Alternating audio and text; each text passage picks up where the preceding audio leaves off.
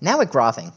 We're graphing on this page. This page is all about graphing. So we're going to find a few different ways where we can graph our lines.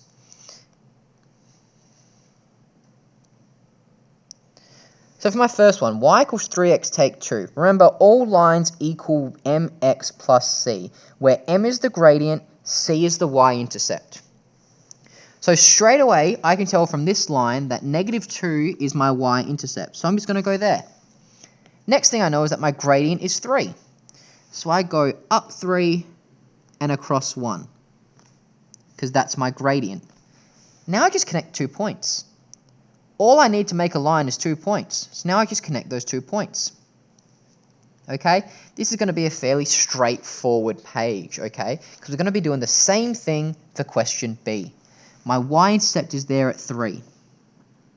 Make a point there, 3. Now from there, my gradient is now -2. So if my gradient's -2, I need to go down 2 and across 1. And then connecting those 2 points there. There we go, my next line. Now I'm going to skip C for now, and I'm going to move on to D, because C and E are done in the same way. So again, my y-intercept is there at 1. So that's 2. So it's there at 1. And now this fractional gradient is probably going to stuff us up if we don't think about it carefully. Remember that gradient equals rise over run. So if my fraction is -1 over 4, well, that's telling me that my rise is -1. My run is 4.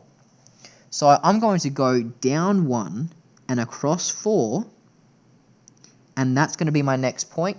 And now I'm just connecting the dots. Okay? All you need for these questions is to find 2 points and connect those 2 points, okay? And make sure it's a straight line. Don't give me something like that, okay? Please make sure it's a straight line. Now, for these questions here, we need to try and use the intercepts instead of this intercept and gradient, okay? Because we aren't given the gradient here, so we need to try and find the x-intercept of the line. So the x-intercept happens when y is equal to 0.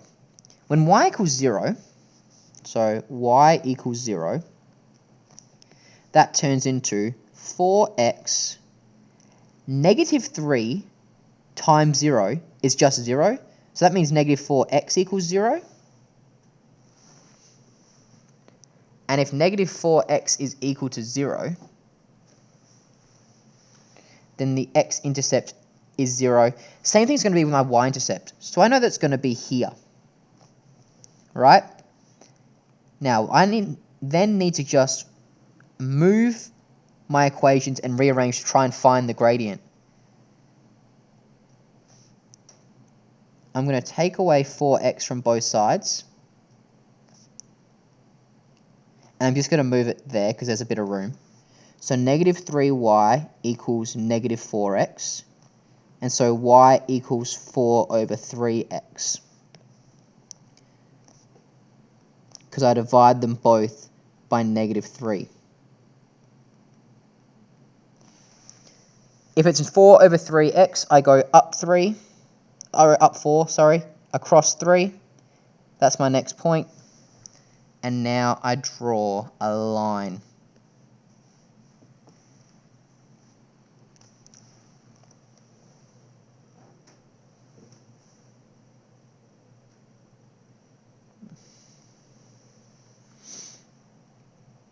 Now lastly, just like with that other question, we have to rearrange this. So we've got 4x take y equals -8. I want y to equal something. The first thing I need to do is move 4x.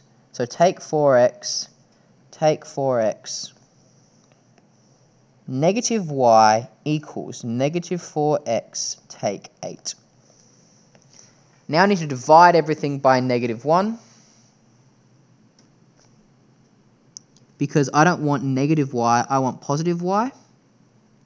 Sorry, -1. And so it just changes the sign of everything in my equation. It's going to be y equals 4x plus 8. That tells me my y-intercept is there at 8. But now, instead of going up 4 and right 1, I can't do that because it's not going to be on my graph. So I have to work backwards. So then I know I go down 4, right 1. And from that point, across 1, up 4, that's the same thing as the gradient. I'm just working the other way to try and find my gradient. And it's a line like that. So we have just graphed all of our lines for that page.